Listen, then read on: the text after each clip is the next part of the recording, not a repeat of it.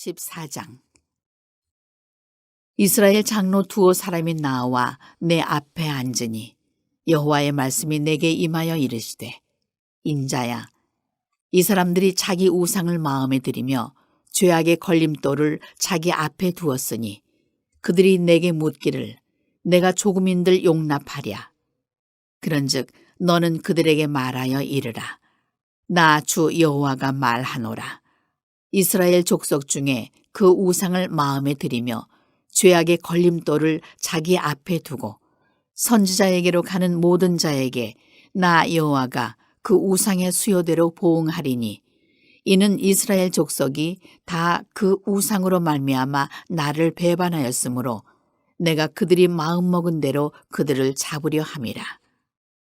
그런즉 너는 이스라엘 족속에게 이르기를, 주 여호와의 말씀에 너희는 마음을 돌이켜 우상을 떠나고 얼굴을 돌려 모든 가증한 것을 떠나라. 이스라엘 족속과 이스라엘 가운데에 거류하는 외국인 중에 누구든지 나를 떠나고 자기 우상을 마음에 들이며 죄악의 걸림돌을 자기 앞에 두고 자기를 위하여 내게 묻고자 하여 선지자에게 가는 모든 자에게는 나 여호와가 친히 응답하여 그 사람을 대적하여 그들을 놀라움과 표징과 속담거리가 되게 하여 내 백성 가운데에서 끊으리니 내가 여호와인 줄을 너희가 알리라. 만일 선지자가 유혹을 받고 말을 하면 나 여호와가 그 선지자를 유혹을 받게 하였음이거니와 내가 손을 펴서 내 백성 이스라엘 가운데에서 그를 멸할 것이라. 선지자의 죄악과 그에게 묻는 자의 죄악이 같은즉 각각 자기의 죄악을 담당하리니, 이는 이스라엘 족속이 다시는 미혹되어 나를 떠나지 아니하게 하며 다시는 모든 죄로 스스로 더럽히지 아니하게 하여 그들을 내 백성으로 삼고 나는 그들의 하나님이 되려 함이라. 주 여호와의 말씀이니라. 여호와의 말씀이 또 내게 임하여 이르시되, 인자야, 가령 어떤 나라가 불법을 행하여 내게 범죄하므로 내가 손을 그 위에 펴서 그 의지하는 양식을 끊어 기근을 내려 사람과 짐승을 그 나라에서 끊는다 하자. 비록 노아, 다니엘, 욥 이 세 사람이 거기에 있을지라도 그들은 자기의 공의로 자기의 생명만 건지리라. 나 주 여호와의 말이니라. 가령 내가 사나운 짐승을 그 땅에 다니게 하여 그 땅을 황폐하게 하여 사람이 그 짐승 때문에 능히 다니지 못하게 한다 하자. 비록 이 세 사람이 거기에 있을지라도 나의 삶을 두고 맹세하노니 그들도 자녀는 건지지 못하고 자기만 건지겠고 그 땅은 황폐하리라. 주 여호와의 말씀이니라. 가령 내가 칼이 그 땅에 임하게 하고 명령하기를 가라, 그 땅에 돌아다니라 하고 내가 사람과 짐승을 거기에서 끊는다 하자. 비록 이 세 사람이 거기에 있을지라도 나의 삶을 두고 맹세하노니 그들도 자녀는 건지지 못하고 자기만 건지리라. 나 주 여호와의 말이니라. 가령 내가 그 땅에 전염병을 내려 죽임으로 내 분노를 그 위에 쏟아 사람과 짐승을 거기에서 끊는다 하자. 비록 노아, 다니엘, 욥이 거기에 있을지라도 나의 삶을 두고 맹세하노니 그들도 자녀는 건지지 못하고 자기의 공의로 자기의 생명만 건지리라. 주 여호와의 말씀이니라. 주 여호와께서 이같이 이르시되, 내가 나의 네 가지 중한 벌 곧 칼과 기근과 사나운 짐승과 전염병을 예루살렘에 함께 내려 사람과 짐승을 그 중에서 끊으리니 그 해가 더욱 심하지 아니하겠느냐. 그러나 그 가운데에 피하는 자가 남아있어 끌려 나오리니 곧 자녀들이라. 그들이 너희에게로 나아오리니 너희가 그 행동과 소행을 보면 내가 예루살렘에 내린 재앙 곧 그 내린 모든 일에 대하여 너희가 위로를 받을 것이라. 너희가 그 행동과 소행을 볼 때에 그들에 의해 위로를 받고 내가 예루살렘에서 행한 모든 일이 이유 없이 한 것이 아닌 줄을 알리라. 주 여호와의 말씀이니라. 오늘도 이렇게 새벽에 나와 보니까 소리 없이 이렇게 봄비가 온 대지를 적셔 놓은 흔적을 발견하면서 오늘도 참 행복한 한 날이 시작됐구나. 오늘도 하나님의 생명의 역사는 계속 지속 중에 있구나. 할렐루야. 우리가 잠자고 있었던 그때에도 하나님은 일하셨어요. 할렐루야. 오늘도 이 생명의 날, 축복의 날, 이 한 날 하나님과 사람들 앞에서 여러분 생애 최고의 날이 되시기를 간절히 바랍니다. 얼마나 감사한지. 매일매일이 내 생애 최고의 날이에요. 아멘. 우리에게 주어진 이 새로운 날들이 영원하면 좋을 것 같은데 여러분 영원하지 않기 때문에 가치가 있는 거예요. 그렇죠? 우리가 생각하는 것만큼 오래되지는 않을 거예요. 잠깐 눈 깜짝하면은 우리 인생의 터미널을 맞이하게 되고 다시는 이 땅에서 내일을 맞이할 수 없는 그때가 옵니다. 그러니까 지금 우리가 이 새벽을 깨우며 기도할 수 있는 거 이 자체가 축복인 줄 믿으시길 바랍니다. 오늘 이 에스겔서 14장 말씀인데 여러분 구약 당시 시대에는 지금과는 다르기 때문에 그때에는 기독교의 경전이 이렇게 완성되어 있었던 때가 아니었단 말이에요. 그러니까 사람들이 하나님의 뜻을 알기 위해서는 선지자를 찾아간 거예요.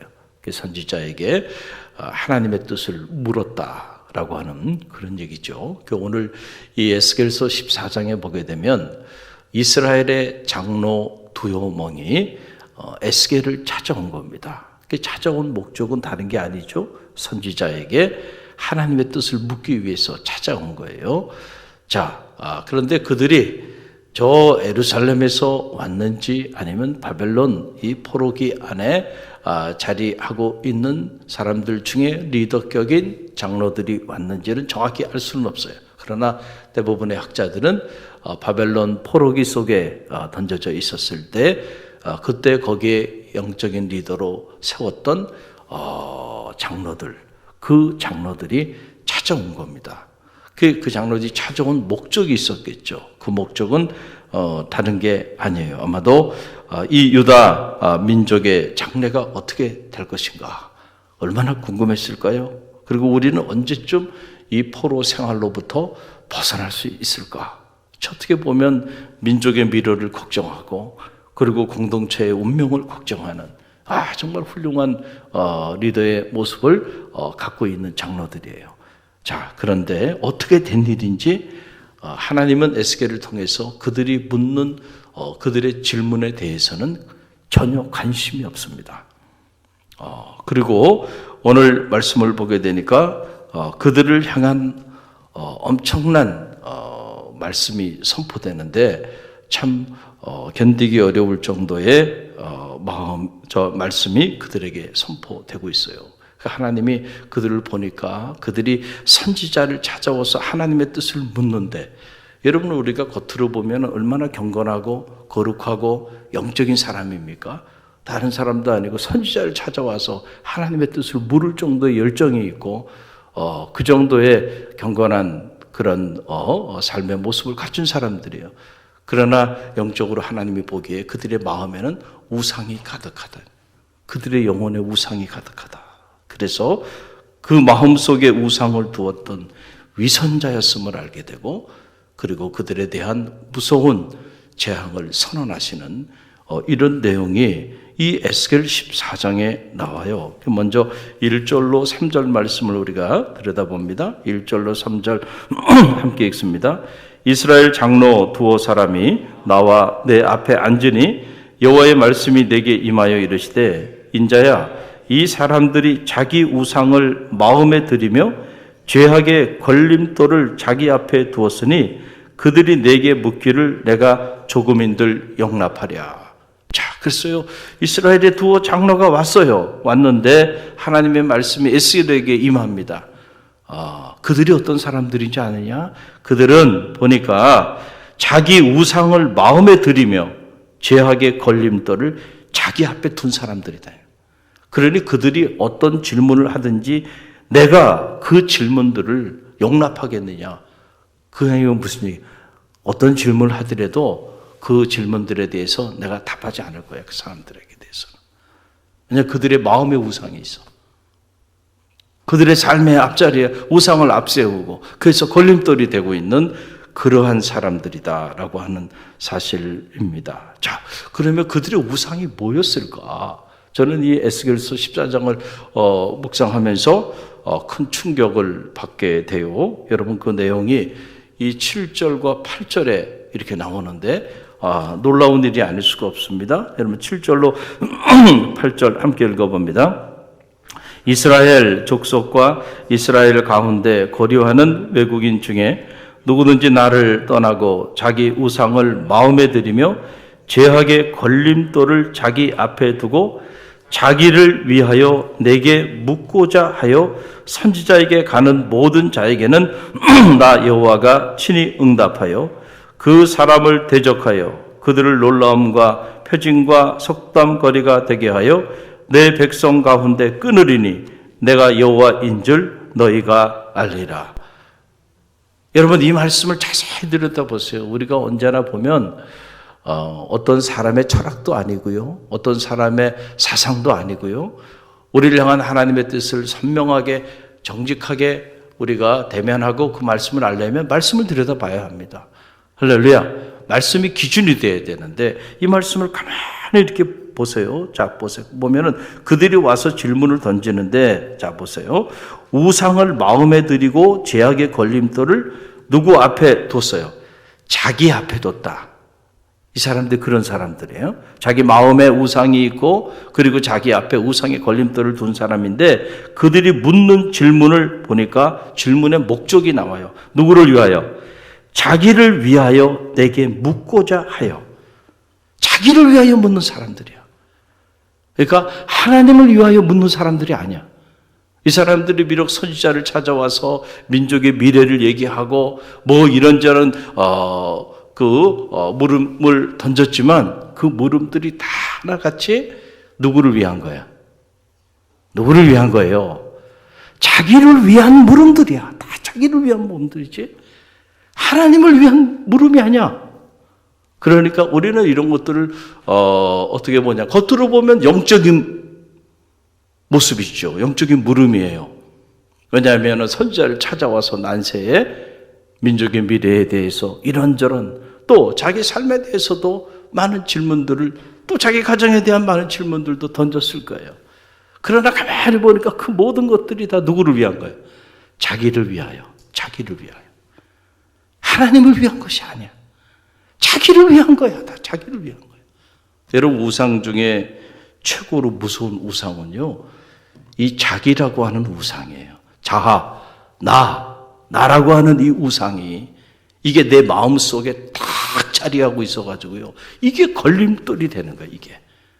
그래서 내가 겉으로 보면 영적인 모습으로 기도도 하고 영적으로 예배도 드리고 영적으로 섬기기도 하고 심지어 영적으로 내가 전도도 할 수 있어요. 그런데 그 목적이 다 어디냐면 나를 위한 게 아니야. 아니 하나님을 위한 게 아니고 누구를 위한 거예요? 자기를 위한 거예요. 자기를 위한. 여러분 절대로 하나님은 그런 사람들의 삶을 축복하지 않습니다. 얼마나 열심히 열정적으로 여러분들이 섬기고 사역을 하고 나가느냐가 중요한 게 아니고요. 그 섬김의 목적이 중요하다니까요. 여러분이 하나님 앞에 예배하는 것도 그 예배의 목적이 나를 위한 거예요. 처음부터 끝까지 나를 위한, 나와 내 가족을 위한. 여러분들이 그걸 벗어나지 못하고 있다고 한다면 여러분이 인정하지 않더라도 여러분은 무서운 우상을 섬기고 있는데 그 우상 때문에 여러분을 통하여 하나님이 영광을 받지 못해요. 하나님이 영원롭지 못해요. 왜 그러냐면 자기만을 위한 사람들은요. 자기가 손해보거나 자기의 문제가 생기면 한순간에 모든 것이 문제가 될 사람들이에요. 그래서 주님께서 우리가 지금 사순절을 보내고 있는데 주님이 뭐라고 말씀하셨나요?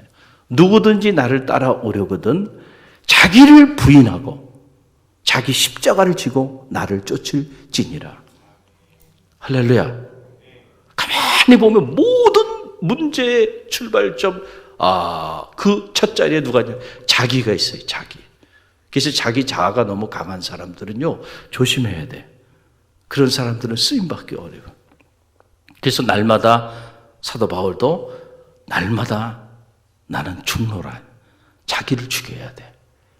그래야 나를 통하여 하나님의 뜻이 이루어지고, 그 주님께서도 그 십자가를 지셔야 되는 그 고난의 삶의 자리 속에서 떨어지는 땀방울이 핏방울이 될 정도로 강청기도를 하잖아요. 아버지 할 수만 있거든 이 잔을 내게서 제하여 주옵소서.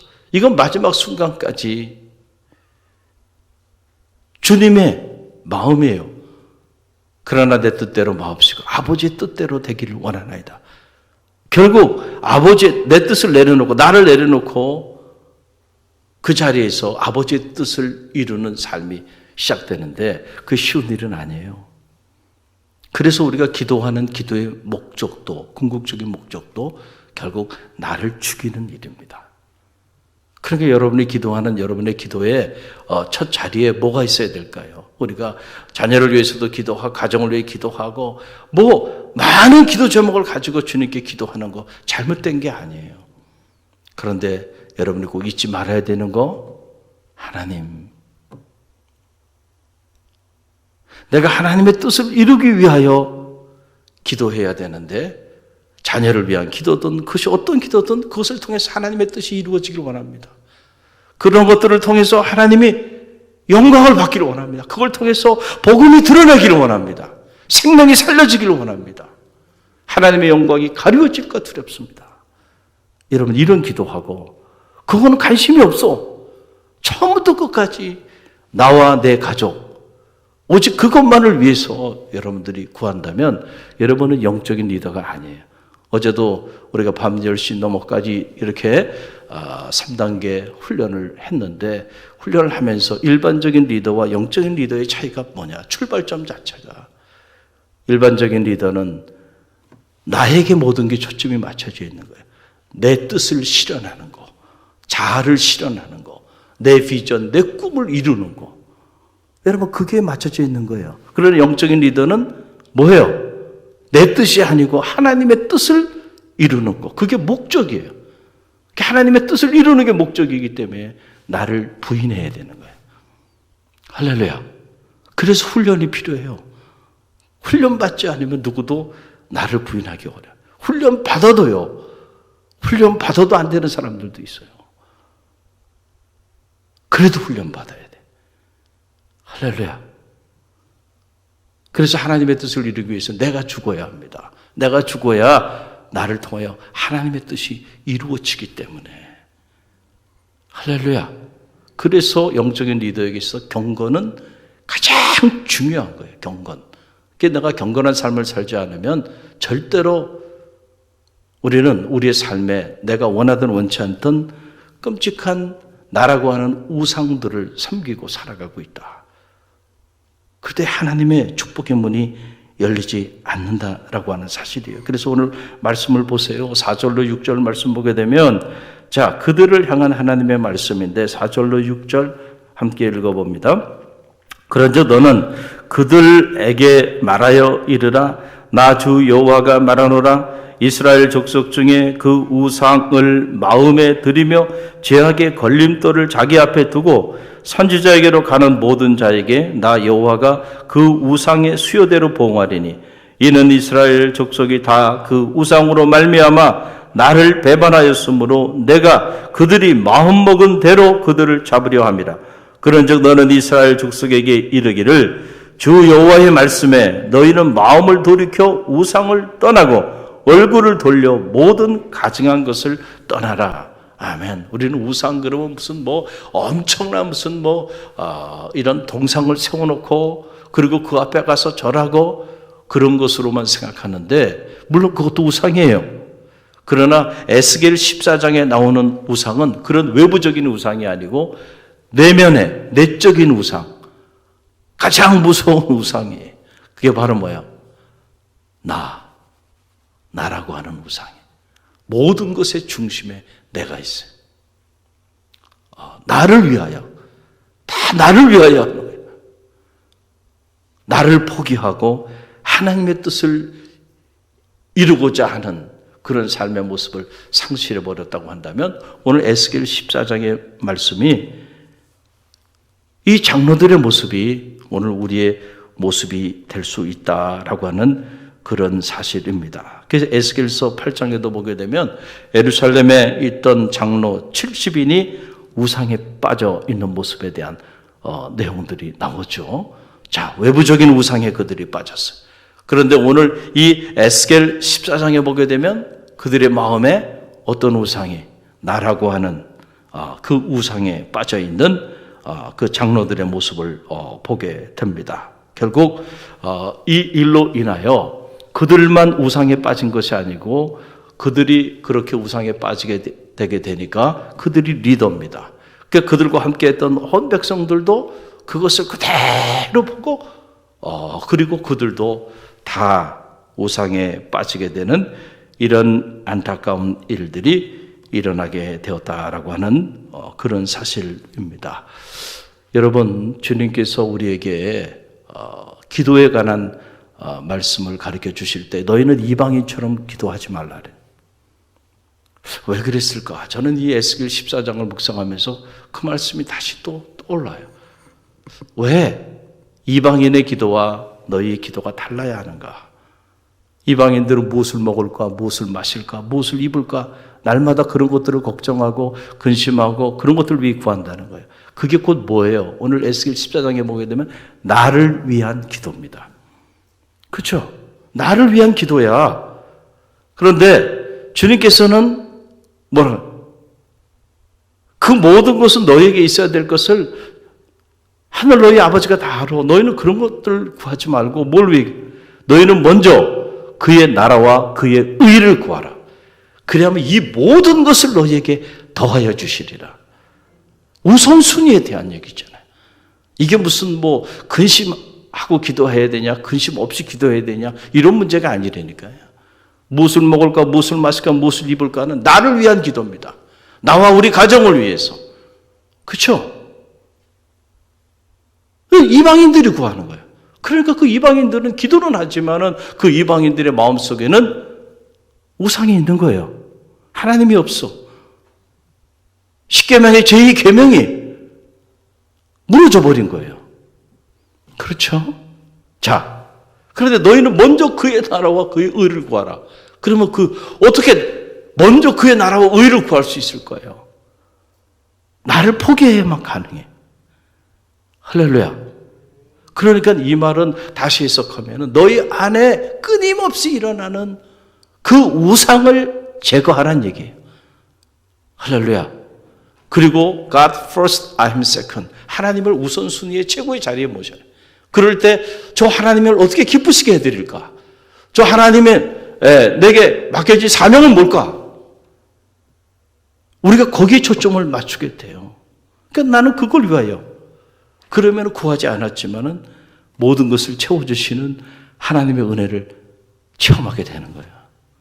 할렐루야. 이게 영적인 원리입니다. 그런데 우리는 자꾸 하나님의 나라와 의는 관심 없어. 관심 없어. 그리고 그냥 나를 위하여, 나를 위하여, 나를 위하여 기도해요. 여러분, 그 기도가 피곤할 겁니다. 그리고 그 기도에는 능력이 없을 겁니다.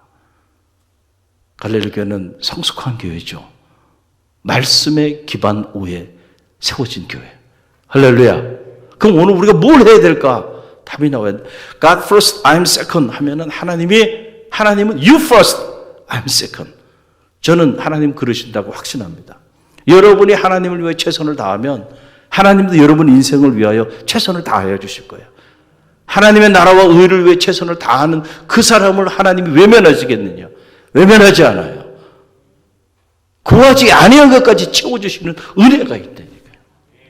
그래서 우리가 복음을 전하는 이 일이 행복한 일인 이유가 여기 있어요. 실제로 복음을 전하고 생명을 살리는 사람들은요, 다 행복한 사람들이에요. 기쁨이 넘칩니다, 그들은. 왜냐하면 부어주시는 하나님의 은혜를 날마다 체험하면서 하니까. 그런데 왜 우리는 복음을 전하는 이 일에 대하여 왜 이렇게 인색하고 그 일에 대하여 왜 이렇게 주저를 하는지 날마다 우상을 섬기며 살아갈 수도 있어요. 너희는 먼저 그의 나라와 의를 구하라는 거예요. 그러면은 모든 것을 더해 주신다니까.